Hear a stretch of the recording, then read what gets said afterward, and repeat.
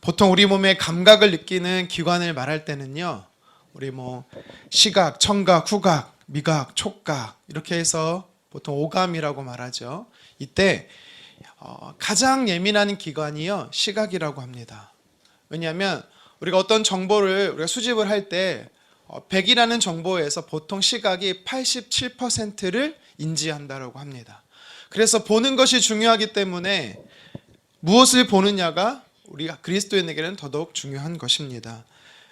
성경에도 보면은요, 하나님께서 우리에게 말씀하실 때 귀로 들으라, 아니면 냄새를 맡으라, 손으로 만지라, 이렇게도 말씀하시지만 가장 많이 월등히 말씀하시는 게 눈으로 보라라는 것입니다. 예를 들어 보겠습니다. 출애굽기 14장 13절 상반절 함께 읽겠습니다. 보라, 모세가 백성에게 이르되 너희는 두려워하지 말고 가만히 서서 여호와께서 오늘 너희를 위하여 행하시는 구원을 보라라는 겁니다. 광야에 그들은요, 진을 쳤어요. 장막을 쳤습니다. 그런데 뒤에서 애굽의 군사들이 쫓고 있는 것입니다. 나가지도 못하고 뒤로 쏘지도 못하는 진퇴양난 상황 속에서 우겨싸움을 당한 겁니다. 그들이 두려워하기 시작해요. 그때 하나님이 뭐라고 말씀하시는 거예요? 보라라는 겁니다. 하나님의 일하심을 보라라는 거예요.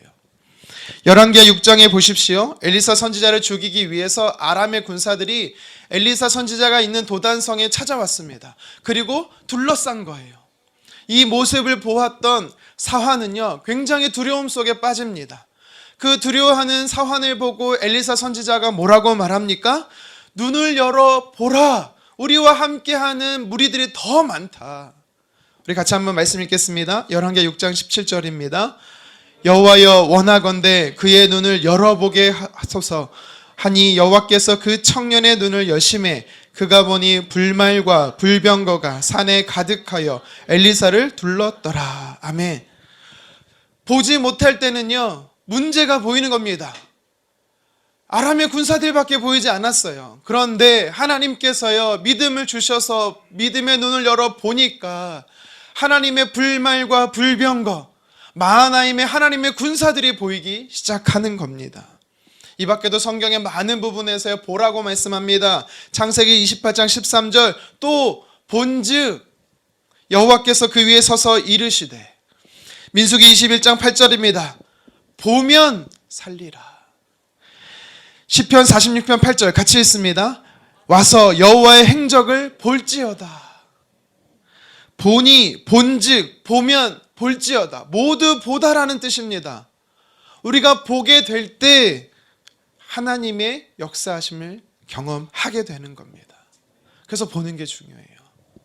오늘 본문에도 마찬가지입니다. 오늘 성경은요, 저와 여러분들을 향해서 하나님을 보라라고 말씀합니다. 왜요? 우리가 하나님을 보면 하나님의 도우심을 경험할 수 있다라고 말씀하기 때문입니다. 우리 본문 1절과 2절 말씀 같이 한번 다시 읽겠습니다. 내가 산을 향하여 눈을 들리라. 나의 도움이 어디서 올까? 나의 도움은 천지를 지으신 여호와에게서로다. 아멘. 눈을 든다는 것은요, 본다라는 것입니다. 시선을 향한다라는 것입니다. 우리가 아무 의미 없이 스쳐 지나가면서 보는 게 아니라 자세히 집중해서 하나님이 내 삶에 어떻게 행하실지를 우리는 보는 것입니다. 우리가 보기 시작할 때 하나님은요, 여러분들을 도우시기 시작합니다. 성경은 지금 내 앞에 당면한 문제를 볼 것이 아니라 하나님을 보라고 말씀하세요. 우리가 어떤 경향성이 있다라고 말했습니까? 두려움에 빠지면 문제를 보는 경향성이 있다라고 말했어요. 지난주에도 말씀드렸지만 골리앗의 문제 앞에 빠지면 우리는요, 그 골리앗보다 큰 문제보다 크신 하나님을 보지 못한다라는 겁니다. 나도 모르게 두려움에 빠지면요, 숨습니다. 두려워 떱니다. 그리고 그 자리를 도망칩니다. 여러분, 두렵게 하는 상황이 무엇입니까? 오늘 말씀을 마음에 새기기를 간절히 원합니다. 우리는 하나님을 바라봐야 합니다. 하나님 앞에 우리의 시선을 집중하면 하나님은 힘의 근원 되시고 원천 되시기 때문에 저와 여러분들을 도우시는 은혜를 베푸실 겁니다. 그래서요, 오늘 하나님을 볼 때 하나님이 도우신다라는 사실이 우리에게 주는 첫 번째인 영적인 메시지인 것입니다. 그런데 오늘 본문 1절 상반절을 다시 보면 어떤 표현이 나와요? 하나님을 본다라고 하지 않고 눈을 들어 내 눈을 산을 향하여 본다라는 표현을 씁니다. 산을 본다라고 말해요. 왜일까요? 여기서 말하는 산은 하나님을 가리키는 상징적인 표현입니다. 하나님의 임재의 상징인 예루살렘 성이 있는 시온 산을 이야기하는 것이죠. 유대인들에게는요, 이스라엘 백성들에게 산은 참 특별한 장소예요. 시내산이라는 곳에서 하나님의 말씀, 율법을 그들이 받았죠. 뿐만 아닙니다. 갈멜산이라는 곳은 또 어떤 곳입니까? 이방 사제와 850명 대 1로 싸웠던 엘리야 제사장이 승리했던 장소고요. 또 3년 6개월 동안 비가 오지 않았을 때도 그곳에서 기도했더니 하나님께서 비를 주신 곳입니다. 그래서 산이라는 곳은요, 영적인 의미가 있는 곳이에요. 그런데요, 여기서 말하는 산은요, 그런 의미라기보다 하나님의 속성을 의미합니다. 영원성, 불변성. 다시 말해 하나님이 도우시는데 저와 여러분들의 삶을 도우실 때 그 하나님의 도우심은 영원하다라는 것입니다. 아멘. 하나님의 도우심은 불변하신다라는 거예요. 변하지 않는다라는 것입니다. 성경책을 펴놓고 계신 분들은 아실 텐데요, 오늘 본문 1절 위에 보면 표지글이 하나 나옵니다. 뭐라고 써 있습니까? 성전에 올라가는 노래라고 써 있죠. 시편 121편이 언제 기록되어 있는지, 언제 기록된 말씀인지는 알 수는 없지만 옛날 이스라엘 사람들은요, 명절이라고 말하는 절기가 되면요, 온 각지 이스라엘이 흩어졌다라고 할지라도 또 온 열방에 흩어진 디아스포라 이스라엘 사람이라 할지라도요, 다 예루살렘으로 모입니다. 그곳에서 성전에서 하나님을 예배하기 위해서였습니다. 순례의 여정 가운데 이들은요, 마지막 유대 광야 사막을 지나가면서 불렀던 노래가, 찬양시가 바로 오늘 말씀이라는 것이죠. 사진 한 장을 보면요, 당시 대부분의 사람들이 예루살렘에 올 때 남쪽에서 쭉 올라오면요, 꼭 반드시 지나쳐야 되는 장소가 있습니다. 네모박스로 쓰여진 유대 광야 사막입니다. 잘 안 보이나요? 네. 사막이 이렇게 생겼어요.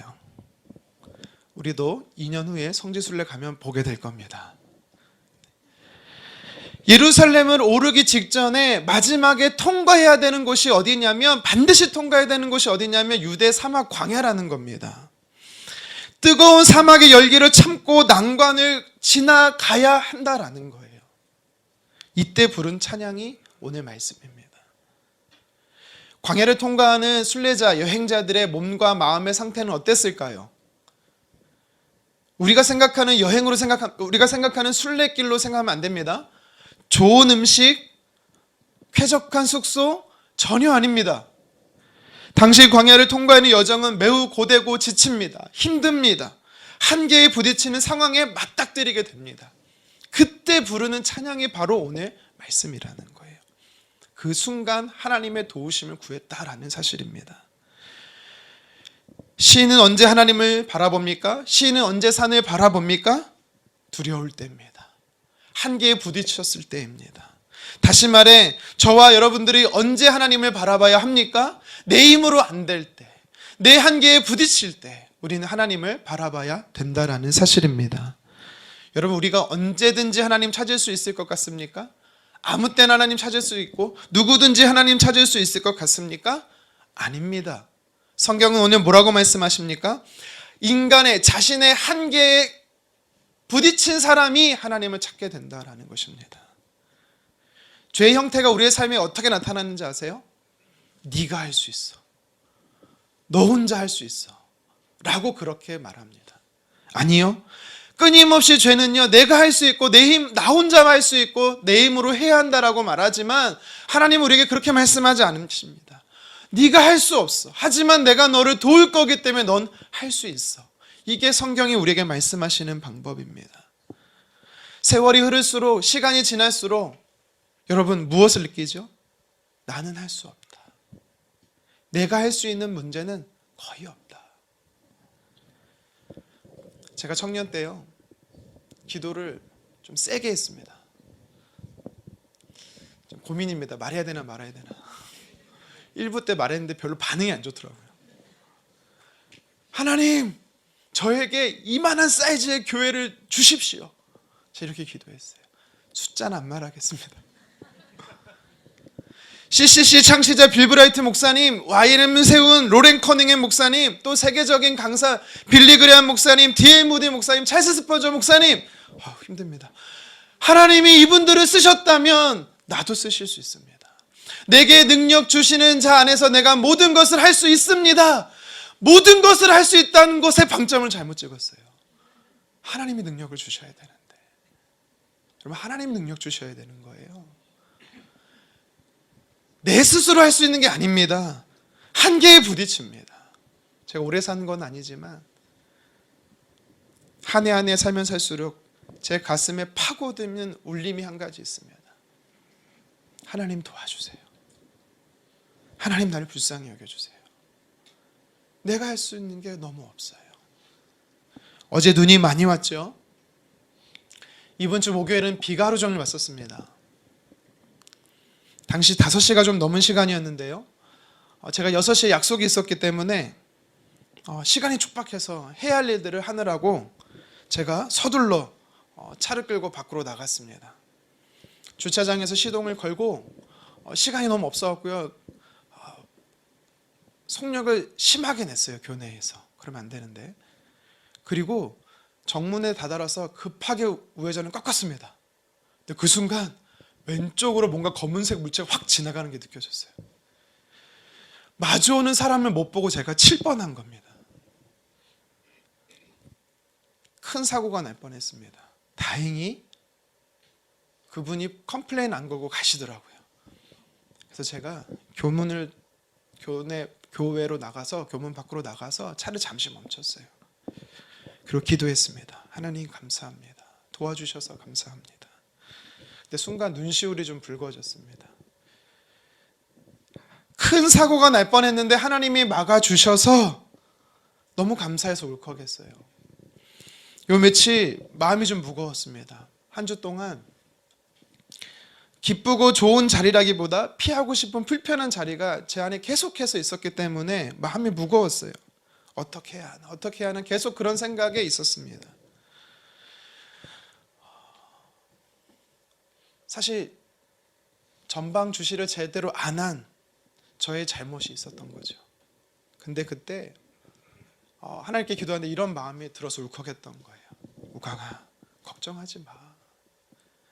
내가 너를 방금 도와준 것처럼 그 문제도 내가 도와줄 거야.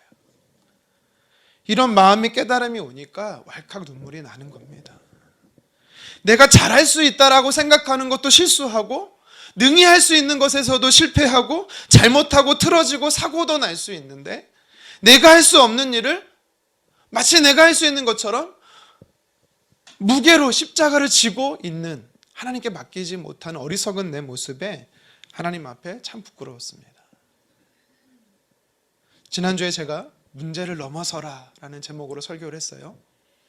기억 안 나죠? 첫 번째 대지가 뭐였습니까?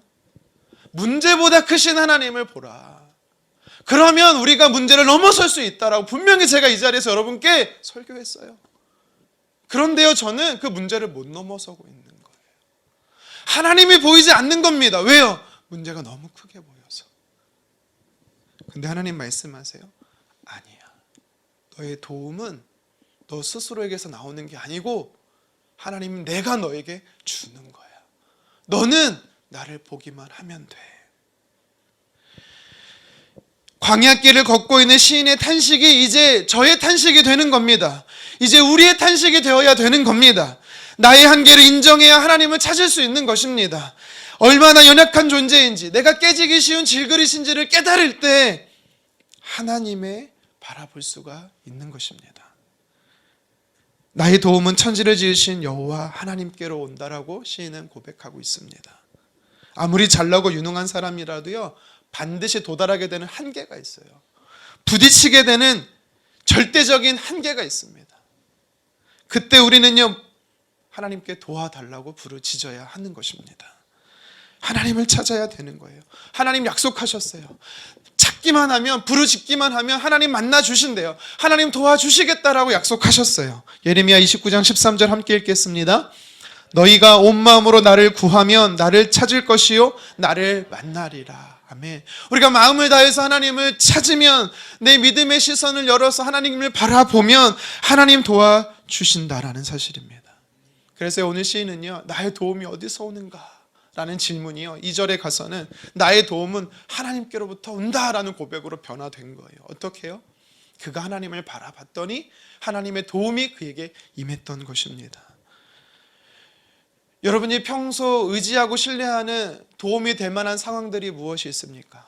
그것이 물질이든 잘 관계를 형성한 사람과의 인맥이든, 여러분 성경은요 결코 그것이 여러분을 도울 수 있다라고 말하지 않습니다. 하나님은 오늘 말씀에 오직 너의 도움은 천지를 지으신 하나님께로 온다라고 말씀하세요. 그래서 우리는 하나님을 바라봐야 되는 거예요. 하나님의 자녀된 나와 하나님을 믿지 않는 사람들과 구별점이 무엇입니까? 여러분들은요, 그리스도인과 비그리스도인의 차이점을 어디서 발견할 수가 있습니까? 성공, 출세입니까? 물론 정치인들 성공한 CEO 중에서 크리스천도 있지만 그렇지 않은 사람이 더 많습니다. 그러면 그 차이점을 건강과 장수에서 찾겠습니까? 물론 성경은요, 하나님의 백성들이 복 받는 것 중에, 하나님이 우리에게 주시는 복 중에 건강, 장수도 복이라고 말씀하세요. 그런데요, 예수님을 알지 못하는 사람들도요 건강합니다. 우리보다 도리어 오래 삽니다. 그것을 우리에게 구분점, 차이점으로 둘 수 없다라는 것입니다. 그러면 무엇으로 나와 하나님이 아닌 사람과의 구별점을 여러분들은 줄 수 있겠습니까? 모세는요, 출애굽기 33장 16절 이렇게 말합니다. 우리 같이 한번 읽어보도록 하겠습니다. 주께서 우리와 함께 행하심으로 나와 주의 백성을 천하 만민 중에 구별하심이 아니니까. 아멘. 나와 천하 만민, 나와 하나님 믿지 않는 사람의 구별점이 무엇인가? 우리와 함께 행하시는 하나님. 다시 말해서요, 그리스도인과 비그리스도인 차이가 뭐라는 거예요? 하나님이 그리스도에게만 동행하신다라는 겁니다. 하나님은요 온 만물 가운데 존재하십니다. 모든 곳에 하나님 계십니다. 하지만요, 하나님은요 아무하고나 함께 하시는 게 아닙니다. 누구와 함께 하십니까? 하나님을 바라보는 하나님의 백성들하고만 함께 합니다. 천지를 창조하실 정도로 능력이 많으신 하나님이십니다. 하지만 하나님 그 능력을 누구에게 베푸신다라고 말씀하세요? 하나님을 바라보는 하나님의 백성들에게만 베푸신다라는 사실입니다. 여러분, 우리 이 사실을 믿어야 되는 겁니다. 그래서 그리스도인은요, 하나님의 동행하심은요 특권입니다. 하나님은 아무에게나 도와주지 않으세요. 하나님을 부르짖고 하나님을 간절히 찾는, 우리의 시선을 하나님께 두는 자에게, 그 백성에게 하나님 도와주십니다. 여러분, 우리는 가끔요 세상에서 부러워할 게 참 많아요. 나보다 남이 더 많이 갖고 있다고 해서 부러워하고요, 반대로요 가지지 못한 결핍 때문에 우리는 원망할 때가 있습니다. 불행하다라고 말합니다. 여러분, 하지만 다른 시각을 가져야 됩니다. 우리가 정말 불행한 게 뭔지 아세요? 하나님께서 우리에게 특권으로 주신, 구별점으로 주신 동행하심, 유일한 능력이, 하나님이 유일하게 능력 베푸시는 게 저와 여러분들인데 우리가 그걸 망각하고 잊어버리고 있다는 사실입니다. 이게 불행한 거예요. 삶의 질은요 무엇으로 판정되는지 아세요? 그리스도인들에서 삶의 질은 무엇으로 판정되는지 아세요? 하나님과 함께 하느냐 함께 하지 않느냐입니다. 하나님이 함께 하시는 사람이 성공한 인생입니다. 하나님이 함께 하지 못한 인생이 실패한 인생입니다. 시편 46편 1절은 이렇게 고백합니다. 함께 읽겠습니다. 하나님은 우리의 피난처시요 힘이시니 환난 중에 만날 큰 도움이시라. 아멘. 환난 가운데 우리가 하나님을 만날 수 있대요. 환난 가운데 만난 하나님은 어떤 분이래요? 큰 도움이시래요. 우리가 위기의 순간에 하나님을 찾아야 돼요. 하나님을 바라봐야 돼요. 그러면 하나님은 우리를 도우십니다. 하나님은 한 번도 우리를 떠나신 적이 없으세요. 세상 끝날까지 함께 하시겠다라고 약속하세요. 그 약속의 근거에서 우리는 찾고 구하고 두드릴 때마다 하나님의 도우심을 누릴 수 있는 것입니다. 하나님을 바라보기를 원합니다. 하나님이 아닌 물질, 하나님이 아닌 다른 사람 의지하고 신뢰하지 않기를 간절히 원합니다. 오늘 본문의 광야의 순례의 길을 걷는 이 시인의 모습이 바로 저와 여러분들의 모습이에요. 우리는 인생의 여정을 사는 것이 쉽지 않은 광야길이라는 것입니다. 이때 우리는 기억해야 합니다. 우리의 인생은 하나님 손에 달렸다라는 것입니다. 그렇기 때문에 우리가 하나님을 바라보면 크신 하나님의 도움, 놀라우신 하나님의 도움, 기이하신 하나님의 도움을 우리는 경험할 수 있다라는 사실입니다. 광야 인산길에서 하나님을 바라봄으로 항상 승리하는 저와 여러분 되기를 간절히 원합니다. 계속해서 오늘 성경은요, 우리에게 교훈하는 영적 메시지가 있습니다. 무엇이냐면 하나님을 바라보는 자 하나님께서 지키신다라는 겁니다. 하나님이 누구를 지키신다고요? 하나님 바라보는 자를 지키신다라고 말씀하세요. 오늘 3절과 4절에 반복되는 단어가 나옵니다. 우리가 읽기는 4절까지 읽었지만 시편 121편은 8절까지 있거든요. 또 계속해서 5절, 6절, 7절, 8절에 반복되는 단어가 있어요. 무엇이냐면 지키신다라는 겁니다. 우리 같이 3절 말씀 함께 읽겠습니다. 너를 지키시는 이가 졸지 아니하시리로다. 4절도 읽겠습니다. 이스라엘을 지키시는 이는 졸지도 아니하시고 주무시지도 아니하시리로다. 아멘. 하나님이 우리를 지키신다라는 거예요. 어제도 지키신 하나님, 오늘도 지키실 뿐만 아니라 영원히 우리의 삶을 지키신다라는 약속입니다. 여러분, 근데요, 3절과 4절에 지키시는 하나님에게 있어서 좀 재밌는 표현이 나와요. 무엇입니까? 졸지도 않고 주무시지도 않는다. 여러분, 졸지도 않고 주무시지도 않으시는 하나님이세요. 할렐루야. 네, 그렇습니다. 졸지도 않고 주무시지도 않는다. 이 뜻이 무엇일까요? 이것이 우리에게 주는 영적인 의미가 뭘까요? 몇 가지를 살펴보겠습니다. 하나님이 우리를 지키실 때 졸지 않으신다, 주무시지 않는다라는 것은요, 항상 지키신다라는 뜻입니다. 언제든지 내가 하나님을 찾으면, 하나님께 구하면 만날 수 있고, 하나님은 우리를요 도우신다라는 거예요. 사람은요 바쁘면요 자리 없을 때가 있어요. 부재할 때가 있습니다. 하지만 하나님께 있어서는 우리를 만나면 부재함이 전혀 없다라는 거예요. 우리는 일할 때요 오전 근무라는 게 있습니다. 오후 근무가 있습니다. 야근 근무라는 게 있어요. 하지만 하나님에게 있어서는요 교대 근무라는 게 절대 없어요. 1년 365일 하루 24시간 단 하루도 한순간도 쉬지 않으시는 하나님이세요. 왜요? 저와 여러분들을 지키시기 위해서요. 하나님의 이 지키심은요 항상 지키심은 대충 건성으로 지키는 게 아닙니다. 열정적으로 하나님 지키신다라는 사실입니다.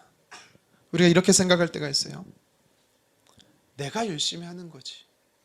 여러분, 더 정확한 표현은요 하나님이 열정적으로 여러분을 항상 지키시기 때문에 여러분 우리가 일할 수 있는 것입니다. 우리가 좋아하고 잘 부르는 찬송가 301장 내용이 어떻습니까? 지금까지 지내온 것 주의 크신 은혜라. 하나님의 지키심의 은혜였다라는 겁니다. 자나깨나 우리는 쉴 때가 있어요. 졸 때가 있고 잘 때가 있어요. 그런데 하나님은 뭐래요? 항상 살펴주시고 하나님은 쉬지 않으신다라는 겁니다. 하나님의 시선이 저와 여러분을 향해서 멈추지 않고 계속해서 집중하신다라는 사실입니다. 늘 깨어 계시는 하나님, 쉼없이 저와 여러분들을 지키십니다. 하나님의 열심은요 창세기 때부터 시작이 돼요. 우리 사람을 위해서 온 우주 만물을 먼저 만드시잖아요. 그 하나님은요 지금도 그 구원의 경륜 속에 온 우주 만물 창조하신 모든 세계를 경영하고 계세요. 열심으로 쉬지 않으시는 분이십니다. 그래서 우리는 저와 여러분들은 바울처럼 이렇게 고백해야 합니다. 우리 함께 고린도전서 10장 15절 하반절 읽겠습니다. 내가 모든 사도보다 더 많이 수고하였으나 내가 한 것이 아니요 오직 나와 함께 하신 하나님의 은혜로다. 아멘. 지금 바울은요 밤낮 복음을 위해서 교회를 위해서 수고했다라는 자신의 수고를 자랑하고 있는 게 아닙니다. 내가 이렇게 많이 수고할 수 있었던 것은 쉬지 않고 졸지 않으시고 항상 지키시는 하나님 때문에 내가 이런 일을 감당할 수 있었다라고 하나님께 영광 올려드리고 있는 것입니다. 여러분, 우리도 마찬가지입니다. 바울은요, 위기와 시련 속에서 말로 표현할 수 없는 고통 속에서요, 하나님은 보호하시고 인도하시는, 즉 지키시는 하나님이신 것에 대해서 그는 뼈저리 느꼈어요. 삶에서 경험했어요. 그래서 이렇게 고백할 수 있는 겁니다. 여러분, 저희도 이렇게 고백해야 합니다. 나를 지키시는 하나님은 항상 지키신다. 하나님의 지키심 때문에 내가 여기까지 올 수 있었고, 하나님의 지키심 때문에 내가 앞으로 살아나갈 수 있다는 사실을 우리는 고백해야 되는 것입니다. 만약 내가 쉴 때 하나님도 쉬면 어떻게 될까요? 만약 내가 잘 때 하나님도 주무시고 계시면 어떻게 될까요? 내 삶이 무너졌는데 아무 조치도 하나님이 취하시지 않고, 내 문제 상황 속에서 하나님 나를 건지시지도 않고, 여러분, 그렇다면 우리는 어떻게 될까요? 큰일 나는 겁니다. 우리는 수없이 무너집니다. 수없이 깨어집니다. 그렇지만 우리가 소망이 있는 이유가 있어요. 오늘도 열정적으로 항상 도우시는 그 하나님이 계시다라는 사실입니다. 우리는 그 하나님을 바라봐야 합니다.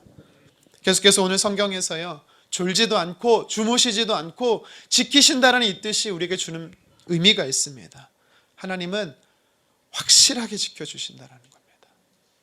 하나님은요, 반드시 지켜주신다라는 사실입니다.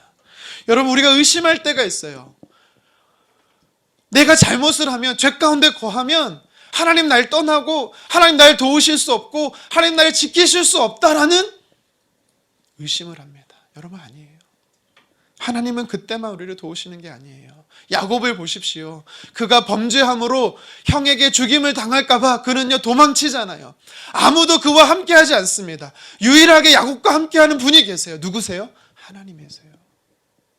형제들에게 속아서 팔려서 애굽의 노예로 끌려간 사람이 있습니다. 누가 그와 함께합니까? 아무도 함께하지 않습니다. 근데 그와 끝까지 함께하시는 분이 계세요. 누구십니까? 하나님이세요. 니느웨로 가서 회개의 구원의 복음을 전하라고 하나님 요나에게 말했지만 거절합니다. 아니, 의도적으로 불순종해요. 그래서 다시스로 가요. 결국 그가 어떻게 됩니까? 지중해 바다 한가운데 빠지게 됩니다. 그런데 그곳에서도 끝까지 함께 하셨던 분이 누구세요? 하나님이십니다. 하나님은요, 우리가 실수했어도, 우리가 죄를 지었어도, 우리가 넘어졌어도 우리를 포기하지 않으시는 분입니다. 하나님 반드시 우리를 지켜주시는 분이세요. 결정적인 순간에 나타나셔서 우리에게 삶 속에 역사하셔서 우리의 삶을 회복하시는 분이 하나님이십니다. 세 번째로, 하나님께서 졸지도 않고 주무시지도 않는다라는 뜻은요, 타이밍이 정확하다라는 겁니다. 하나님의 도우심은, 하나님의 지키심은 타이밍이 정확하다라는 거예요. 여러분, 골든타임이라고 하죠. 사람을 살릴 때 골든타임이 있어요. 그 시간을 1분 1초만 넘어가도 그 사람은 죽게 되는 겁니다. 여러분, 우리 영적인 영역에도 골든타임이 있습니다. 그런데요, 이 타임은요, 내게 있는 게 아니에요. 하나님께 있는 것입니다. 근데 하나님은요, 그 골든타임을 너무 잘하세요. 그래서 그 타이밍을요, 정확히 맞추세요.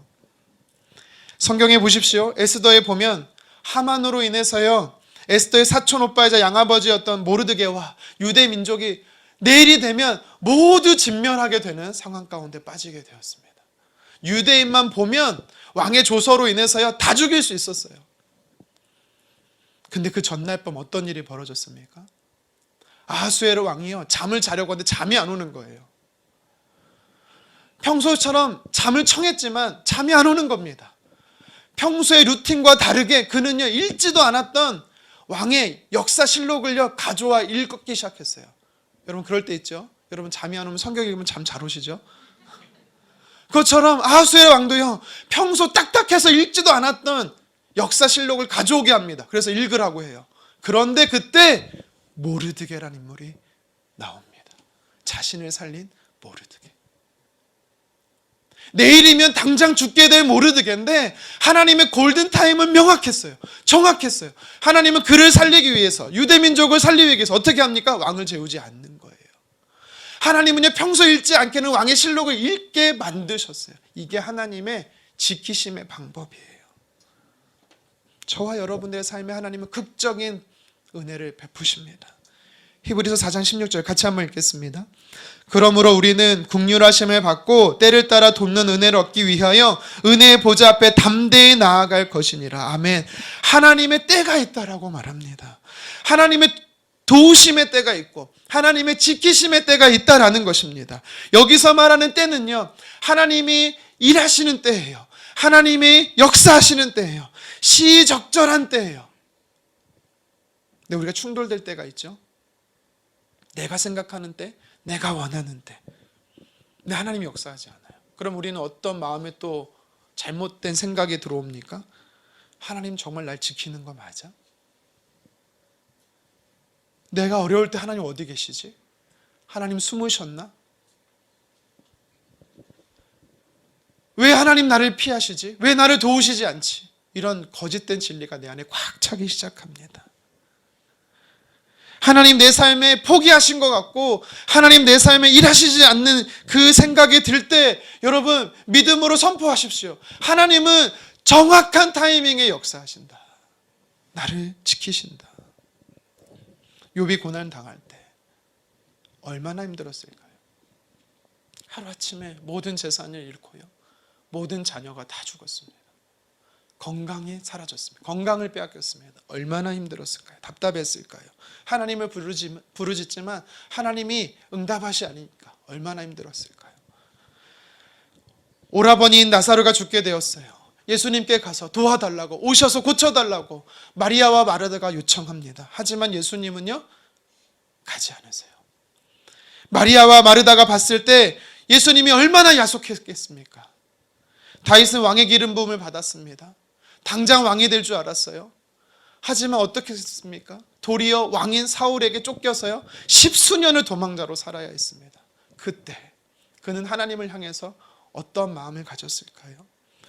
여러분 우리 삶에도요, 욥처럼, 죽은 나사로처럼, 그리고 다윗 왕처럼 어려움을 당할 때가 분명히 있습니다.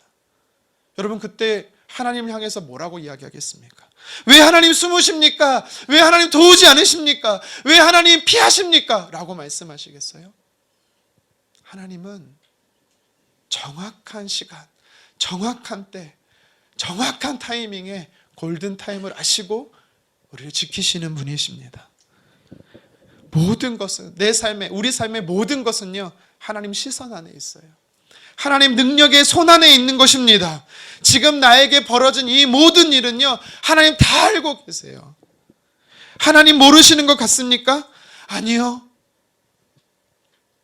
내게 당황스러운 문제도, 내가 풀 수 없는 복잡한 문제도 하나님께는요, 일반적이에요. 하나님은 익숙하세요. 하나님은 지키십니다. 그래서 우리는 안전한 겁니다. 예기치 않은 일을 만났을 때 우리는 하나님을 바라봐야 하는 것입니다. 역대하 16장 9절입니다. 함께 읽겠습니다. 여호와의 눈은 온 땅을 두루 감찰하사 전심으로 자기에게 향하는 자들에게 위하여 능력을 베푸시나니. 아멘. 하나님을 향하는 자에게, 믿음의 시선이 하나님께 있는 자에게, 어려울 때마다 하나님을 바라보는 자에게 하나님은요, 능력을 베푸신다라고 말씀하세요. 우리를 지키신다라는 사실입니다. 지금 고통당하신 분이 계십니까? 기억하십시오. 하나님은 내 고통을 아십니다. 하나님은요, 하늘에 나는 참새 한 마리도요, 허락지 않으면 떨어뜨리지 않으신대요. 하나님은요, 우리의 머리털도 다 세신 바 되신대요. 하나님은요, 우리의 숨 쉬는 것까지도 지켜보고 계신대요. 마치 신생아를 바라보는 엄마의 마음과 똑같습니다. 하나님은 세밀하게 우리를 지키시는 분이십니다. 하나님이 절대적으로 필요해요. 우리는 하나님 필요하지 않는 순간이 전혀 없습니다. 날마다 하나님의 얼굴을 구하고 하나님을 바라보고 하나님을 찾아야 되는 게 저와 여러분들입니다. 그러면 오늘 3절과 4절의 말씀처럼 하나님은요, 졸지도 않으시고 주무시지도 않으시면서 우리를 지키십니다. 이 하나님의 지키심은요, 항상 지키심이에요. 이 하나님의 지키심은요, 반드시 지키심이에요. 이 하나님의 지키심은요, 정확한 때에 명확한 타이밍에 지키시는 것입니다. 지키시는 하나님으로 인해서요 늘 평안하시기를 주님의 이름으로 축원합니다. 말씀을 정리합니다. 믿음은 하나님을 보는 것입니다. 신앙생활은요 광야 인생길을 살면서 하나님께 우리의 시선을 고정하는 거예요. 저는 지금도 저희 집 큰 아이가 태어나는 날을 잊지 못합니다. 그때 저희가 이 르바이에라는 분만법을 했었거든요. 혹시 아십니까? 아이가 엄마 뱃속에 있을 때의 이 상황을 비슷하게 만들어 주는 거예요. 그래서 아이가 세상에 나왔을 때 스트레스 받지 않고 두려워하지 않게 만드는 분만법이라고 해요. 사실 잘 모르고 했어요. 아이가 딱 태어나고 탯줄을 딱 자르고 나서요 간호사 선생님이 무엇을 하냐면 핏덩어리 된 아이를요 아내 가슴에 딱 얹히더라고요. 살과 살이 맞닿게 딱 두더라고요. 여러분 사실 저는요 그 자체가 감동이었었어요. 생명을 아는 엄마의 모습이 감동이었습니다. 그런데요 이게요 과학적으로 증명이 됐다는 사실이에요.